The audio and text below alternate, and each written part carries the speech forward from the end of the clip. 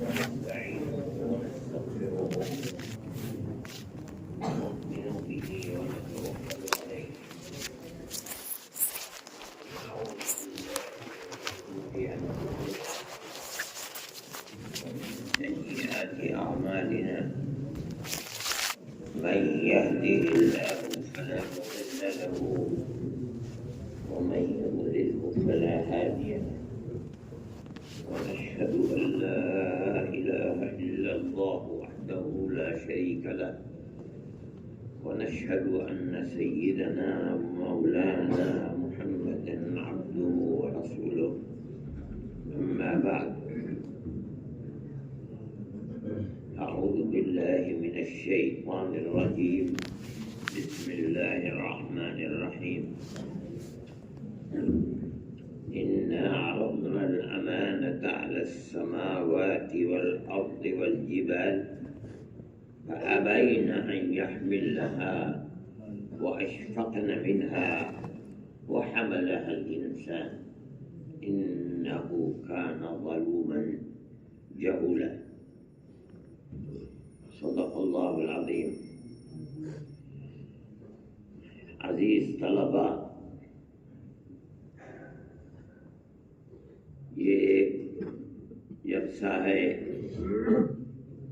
دارالعلوم کی روایات کے مطابق ہے. چند منٹ ہی کے لیے میں بھی آپ کے سامنے آیا ہوں. گزشتہ روایات کے مطابق نہیں تو میرے بولنے کا کوئی موقع بھی نہیں تھا. اسی سلسلے میں نے آپ کے سامنے ایک آیت پڑھی ہے.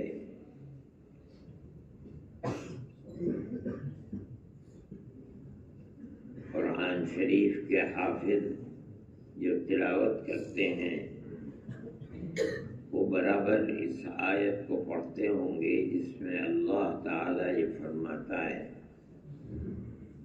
کہ ہم نے امانت کو آسمانوں کے سامنے رکھا، زمینوں کے سامنے رکھا، بڑے بڑے پہاڑوں کے سامنے رکھا کہ اس کو قبول کر لو، لے لو، اس کی ذمہ داری اپنے اوپر لے لو. انہوں نے انکار کر دیا. مطلب ہے کہ انسان کی پیدائش سے پہلے جب ہم نے آسمانوں کو بنایا، ان سے کہا کہ امانت کو لے لو. وَالْأَرْضَ بَعْدَ ذَلِكَ دَحَاهَا، زمین سے کہا کہ امانت کے بوجھ کو لے لو. وَالْجِبَالَ أَرْسَاهَا، پھر جب پہاڑوں کو بنایا کہ یہ پانی پر ڈولتی ہوئی زمین تھم جائے تو وہ آسمانوں سے باتیں کرتے ہوئے پہاڑوں سے کہا کہ امانت کے بوجھ کو لے لو. فَأَبَيْنَ أَنْ يَحْمِلْنَهَا، سب نے اس بوجھ کو سنبھالنے سے منع کر دیا. ہم آپ کے تابع دار ہیں لیکن ہم اس بوجھ کو برداشت نہیں کر پائیں گے، ہم نہیں اٹھائیں گے. پھر جب انسان کو پیدا کیا اور وہ تمام کمالات انسان کے اندر پیدا کر دیے، یہاں تک کہ فرشتوں کے سامنے بات چیت ہوئی کہ ہم اس انسان کو اپنا خلیفہ بناتے ہیں، تو فرشتوں نے کہا أَتَجْعَلُ فِيهَا مَنْ يُفْسِدُ فِيهَا وَيَسْفِكُ الدِّمَاءَ وَنَحْنُ نُسَبِّحُ بِحَمْدِكَ وَنُقَدِّسُ لَكَ. فرمایا ٹھہر جاؤ، ابھی انسان اپنے کمال کو نہیں پہنچا، اس کے بعد پوچھیں گے. پھر انسان کو علم دیا. وعلم آدم الاسماء كلها، جب علم انسان کو دے دیا اب اس کے مقابلے کا کوئی دوسرا نہیں ہے۔ ثم عرضهم على الملائکہ، پھر ملائکہ اب کرو مقابلہ۔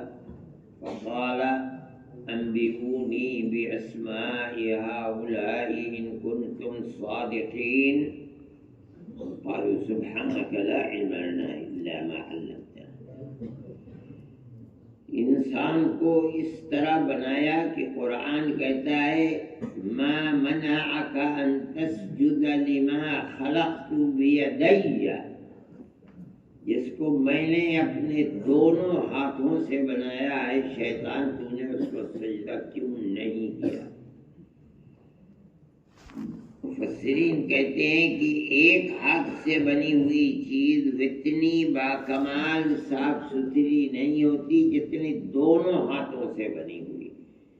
مطلب ہے کہ اللہ یہ فرمانا چاہتا ہے کہ میری قدرت کاملہ کا نمونہ میں نے اپنی مخلوق میں آدم کو بنایا، تم نے اس کو سجدہ کیوں نہیں کیا؟ اب اس آدم کے سامنے پیش کی گئی کہ بولو امانت کو قبول کرو۔ کہا کہ اے اللہ امانت کیا چیز ہے؟ فرمایا فرائض، جس چیز کا حکم دیا جائے اس کو کرو اور جنت کے دروازے کھلے ہوئے ہیں، جس چیز سے منع کیا جائے اس کو نہ کرو۔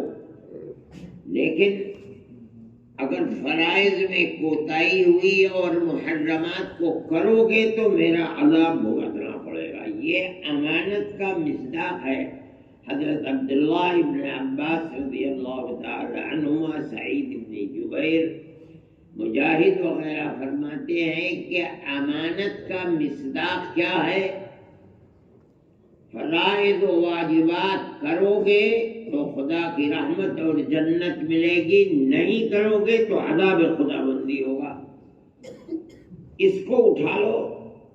انسان نے کہا میں اس کو اٹھاتا ہوں۔ اٹھا لیا اپنے سر کے اوپر بوجھ اور اس ذمہ داری کو اوڑھ لیا کہ اچھا کام کریں گے تو خدا کی رحمت، اور اگر غلطی کریں گے اور وہ کام کر لیں گے جو شریعت کے اندر منکر ہے تو اس کے اوپر مواخذہ ہوگا، یعنی حکم خداوندی کے خلاف۔ اور یہ بھی فرماتے ہیں یہ مفسرین کہ ابھی اتنا ہی وقت گزرا تھا اس دن کے اندر، آخرت کا دن تو طویل ہے، جیسے عصر سے لے کر مغرب تک ادھر عہد کیا اور تھوڑی دیر کے بعد شیطان کے پھندے میں پھنس گئے، اور نتیجہ اس کا کیا ہوا کہ زمین میں اتار دیے گئے۔ یہ ہے امانت۔ صحیح ہے، امانت اس کو بھی کہا جاتا ہے جن کو ہم حقوق العباد کہتے ہیں۔ جو آدمی تطفیف کا گناہ دنیا کے اندر کرتا ہے، اپنا حق پورا لے لیتا ہے، دوسرے کا حق دنیا کے اندر مار لیتا، یعنی حقوق العباد کو پورا نہیں کرتا، یہ بھی امانت ہے۔ کل قیامت کے دن وہ پکڑ کر کے اس کو لائے گا اور اللہ فرمائیں گے عبد الامانہ۔ یہاں امانت سے مراد حقوق العباد ہے، اس کا حق دے۔ وہ کہے گا انا یا رب وقد ذهبت الدنیا، اے اللہ کہاں سے دوں؟ دنیا میں جو اس کا حق مارا تھا وہ دنیا ہی ختم ہو گئی، اب کچھ بھی نہیں ہے۔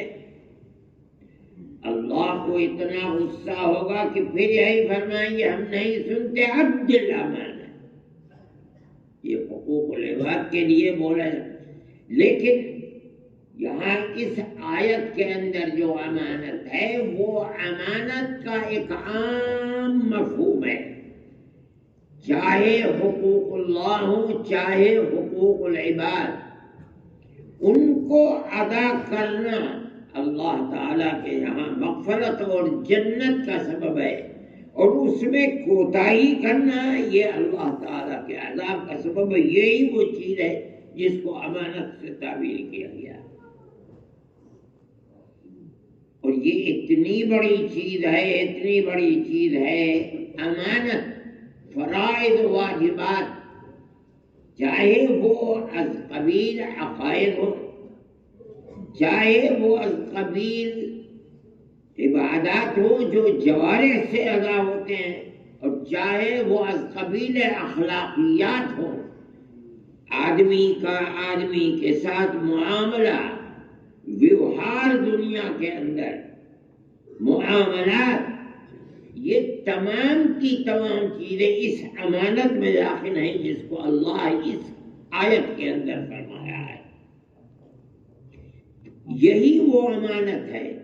واجبات و فرائض اور محرمات، مومن ہر وقت اس کا خیال رکھے۔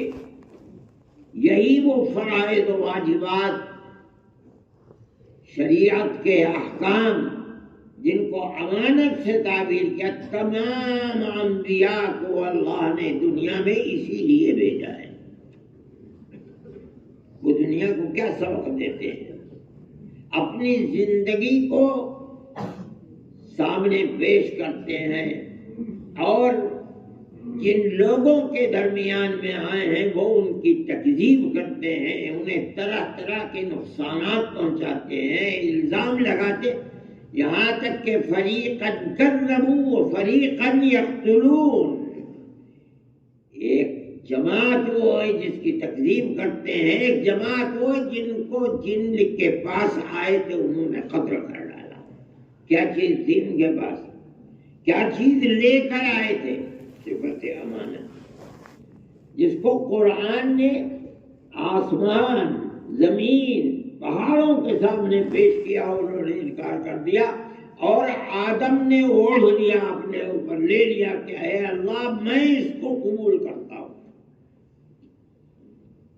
یہی وہ چیز ہے جس کو لے کر انبیاء آئے، اور ہمارے آقا حضرت محمد صلی اللہ علیہ وسلم کو اللہ تعالیٰ نے وہی صفات لے کر کے بھیجا تھا جن کو اور انبیاء بھی لے کر کے آئے ہیں، لیکن انہوں نے اس امانت کو دائیں بائیں آگے پیچھے ہر طرف سے کامل و مکمل کر کے دنیا کے سامنے پیش کیا، اور اللہ نے اس میں اتنی قبولیت اور برکت عطا فرمائی کہ حضرت نوح علی نبینا علیہ الصلوۃ والتسلیم 950 سال کار نبوت انجام دیتے رہے، اور اس امانت کو لوگوں کے سامنے پیش کرتے رہے، مگر اتنے ہی لوگ ایمان لائے جو کشتی کے اندر سوار ہو گئے، اور کہہ دیا گیا وَأُوحِيَ إِلَىٰ نُوحٍ أَنَّهُ لَن يُؤْمِنَ مِن قَوْمِكَ إِلَّا مَنْ قَدْ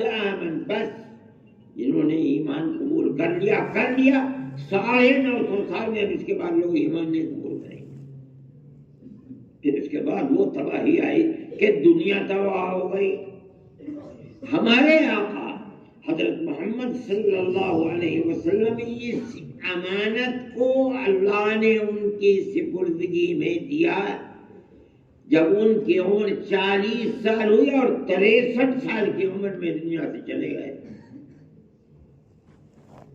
یہاں تک کہا جاتا ہے کہ 1 لاکھ سے زیادہ وہ صحابہ ہیں جو آپ کے اوپر ایمان لائے، لیکن جو بھی ایمان لائے، چاہے 1 لاکھ سے زیادہ یا 1 لاکھ سے کم، لیکن انہوں نے اس امانت کو اپنے اس طرح سینے کے اندر لیا کہ لے کر بیٹھ نہیں گئے، جنگلوں میں گھس گئے، پہاڑوں میں چلے گئے، اور پہنچ گئے پوری قوم ان کے اوپر ایمان لے آئی۔ ایسے بھی واقعات ہیں دنیا کے اندر، کوئی فرد قوم کا بچا نہیں، سب کیا چیز لے کے آئے تھے؟ وہی امانت جو اللہ نے رکھی تھی۔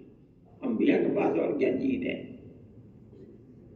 اسی امانت کو اللہ نے ان کو سپرد کیا، اور اسی امانت کو اپنی زندگی میں لے کر چلے گئے۔ صحابہ نے اس امانت کو لیا، یہ ان کی بلندی اور برتری ہے کہ کوئی صحابی بیٹھا نہیں بغیر اس امانت کا پرچار کیے ہوئے، دیکھ کر جاؤ۔ اسی لیے نبی کریم علیہ الصلوۃ والسلام نے صحابہ کے بارے میں فرمایا ہے کہ میرا صحابی جہاں بھی دنیا کے اندر پہنچا ہے قیامت کے دن اٹھے گا تو تنہا نہیں قائد بن کر اٹھے گا. اس کے پیچھے چلنے والے بے شمار لوگ ہوں گے. کیوں؟ یہ لوگ ایمان اس کی کوششوں کی بنیاد کے اوپر اس کی تبلیغ دین پر ایمان لائے ہیں. قیامت کے دن اٹھیں گے تو اس کے ساتھ ساتھ اس کے پیچھے پیچھے جائیں گے. ایک امت ان کے پیچھے چلے گی جماعت میں کر کے. تمام پوری چیز نبی کریم علیہ السلام تک انبیاء سابقین سے لے کر جس چیز کا پرچار ہو رہا ہے امت کے دلوں میں بیٹھایا جا رہا ہے ان کو سمجھایا جا رہا ہے ایک ہی چیز ہے اِنَّا عَرَضْنَا الْأَمَانَةَ عَلَى السَّمَاوَاتِ وَالْأَرْضِ. اسی امانت کا سبق ہو رہا ہے. میرے بھائی میں صرف یہی بات کہنا چاہتا ہوں کہ انبیاء تو چلے گئے.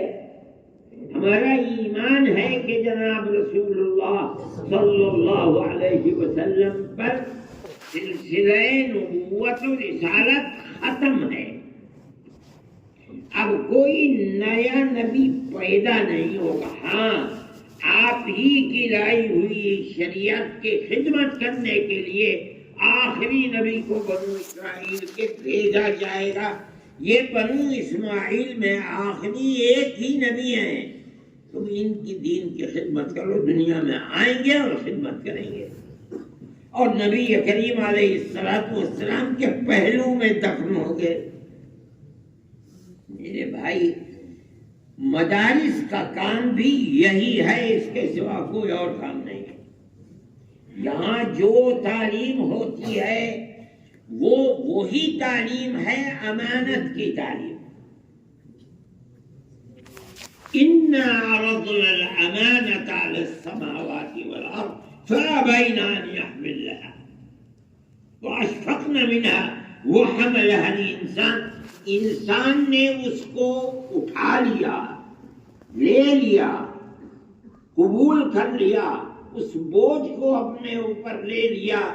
وہ کیا بوجھ ہے دنیا جانتی نہیں ہے. مدارس اسلامیہ ہیں ان کا کام ہی یہ ہے کہ وہ بتائیں کہ امانت ہے کیا چیز. صبح سے شام تک جو کچھ پڑھایا جاتا ہے اس کی اصل قرآن ہے حدیث ہے یا ان سے دونوں سے نکلی ہوئی چیز فقہ ہے اسی کو پڑھایا جاتا ہے. جو ابتدائی قوانین ہیں 2-1 سال کے وہ قوانین اس لیے پڑھائے جاتے ہیں کہ بغیر اس کے عربی آئے گی نہیں, سمجھ نہیں پائے گا. اس لیے مکمل مدارس کا مقصد اسی صفت امانت کی حفاظت اور اس کا پرچار ہے.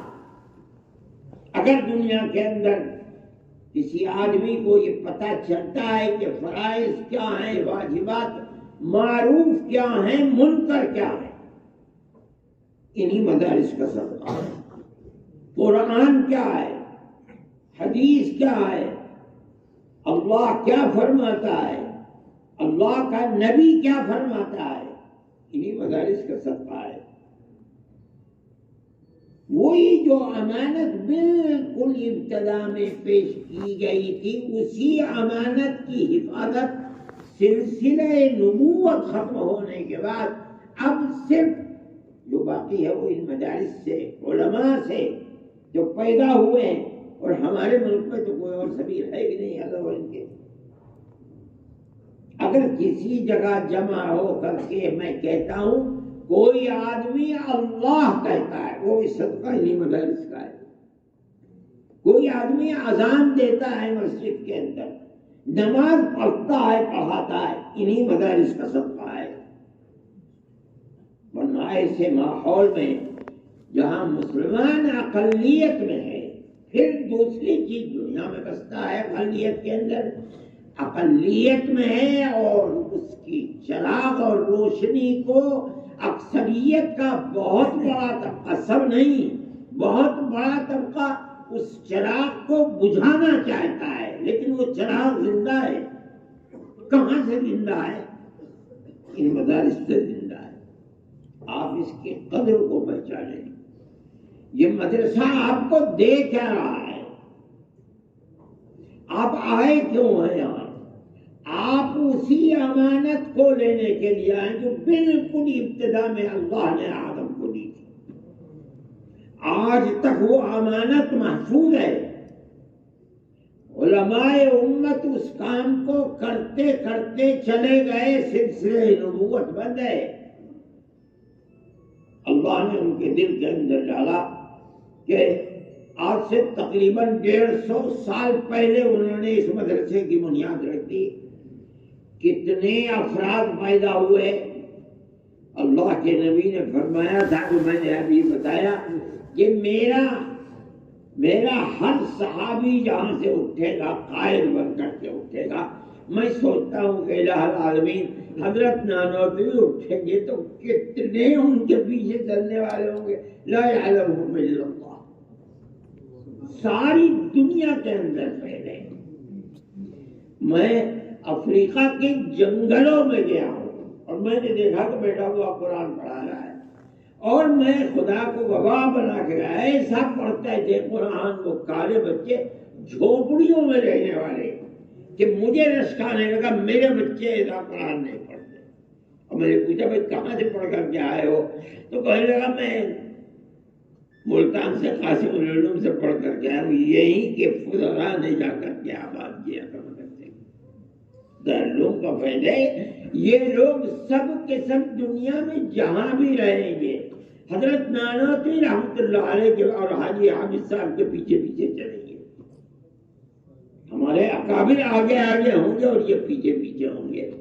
میرے بھائی آپ حضرات کو جو کچھ دارالعلوم سے مل رہا کوئی نئی چیز نہیں. جب سے انسانیت نمودار ہوئی ہے حضرت آدم سے وہ جو امانت ان کے پاس تھی وہی امانت کا سلسلہ چلتے چلتے اب آپ کی گردنوں کے اوپر ہے. اس کو چلاتے ہو یا بھلاتے ہو یہ سب آگے جا کر کے پیدا اور اسی کے اوپر نجات شروع ہوگی.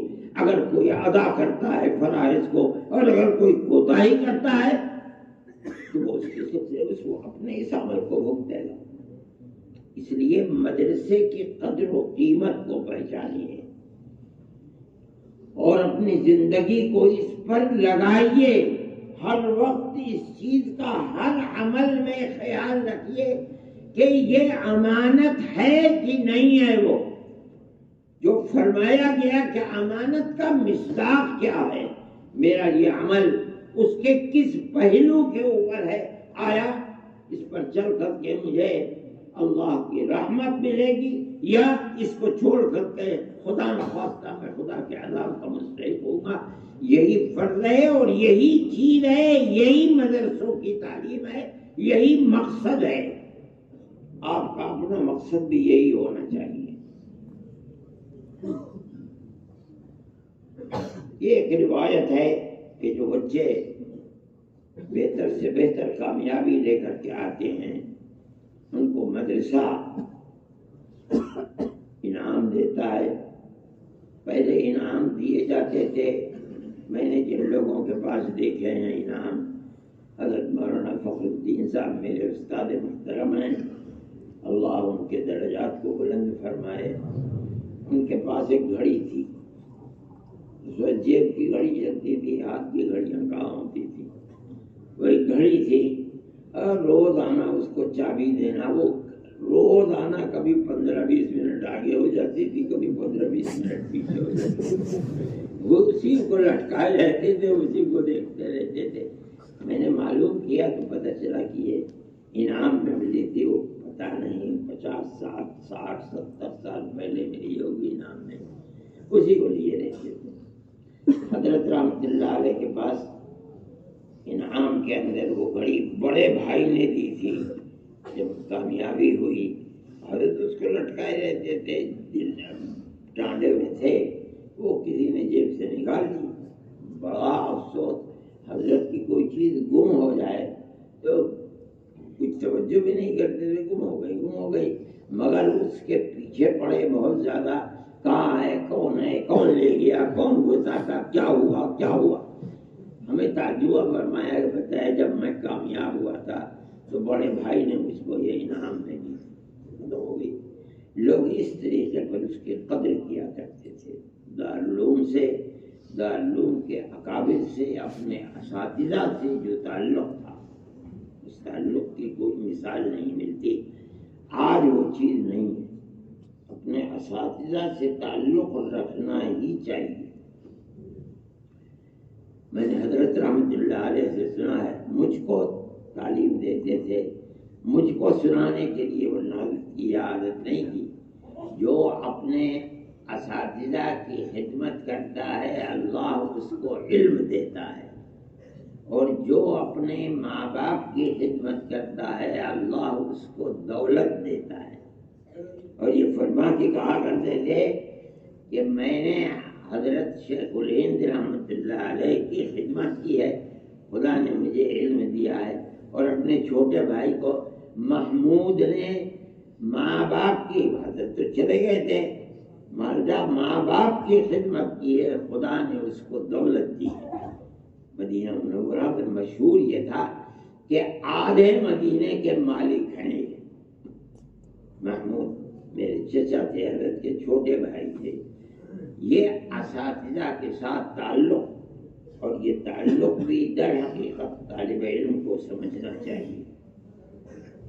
نظریہ صاف رہنا چاہیے اساتذہ کے بارے میں، اور ان کے ساتھ محبت اور تعلق ہونی چاہیے. حضرت رحمت اللہ علیہ کا نام حضرت کو سیاست میں نہیں دیں گے کہ حضرت مدینہ منورہ میں صرف اور صرف پڑھنے پڑھانے کا تھا. لیکن میں یہ بات آپ کو سبق دینے کے لیے کہہ رہا ہوں کہ حضرت شیخ الہند رحمت اللہ علیہ گرفتار ہوئے. حضرت رحمت اللہ علیہ نے کہا یہ کیسے ہوگا کہ حضرت تنہا مالٹا کی جیل میں جائے. کوشش کی کہ حضرت کا کوئی قصور نہیں ہے. حضرت نے اگر اپنے نظریے کو رکھا ہے گورنمنٹ ٹرکی کے سامنے تو ترجمان تو میں تھا. میں نے تقریر عربی میں کر کے جو حضرت چاہتے تھے وہ ان کے سامنے رکھا. اس لیے حضرت کا کوئی قصور نہیں، قصور تو میرا ہے. اگر حضرت گرفتار ہوتے تو میں پہلے نمبر میں جاؤں. اور یہ کہہ کر کے جو لوگ اس کے اندر قریب تھے انگریز کے، بلکہ یوں کہیے کہ جو قریب تھے شریف سے، جو شریف کی حکومت تھی، جو آج کل اردن کے اندر حکومت ہے، ان کے سکڑ زیادہ، ان لوگوں سے کہا کہ مجھے بھیجیے. مجھے دیے. اتنی کوشش کی کہ آخر کار گرفتار حضرت کو کر لیا گیا، اور گرفتار کر کے مالٹا بھیج دیا گیا. حضرت نے جس طرح استاد کی خدمت کی ہے میں نہیں جانتا کہ کوئی آج اپنے کسی استاد کی ایسی خدمت کر سکتا ہے. مجھ سے حضرت نے فرمایا مجھے ہدایت دینے کے لیے کہ تم کیا کرو، کہ حضرت سے ایک مرتبہ کسی چیز کے اوپر جو وہاں کے قانون کے خلاف تھا، حضرت کے پاس پان سوکھے ہوئے یہاں سے پہنچ گئے اور حضرت کو کھلا دیا گیا. جو جیلر تھا اس نے دیکھ لیا کہ یہ چیز باہر سے آئی ہے کون سی، حضرت سے کہا ہاتھ پھیلا. فوراً حضرت کہے میرے ہاتھ پر ماریے، میں نے دیا ہے. اور دیا.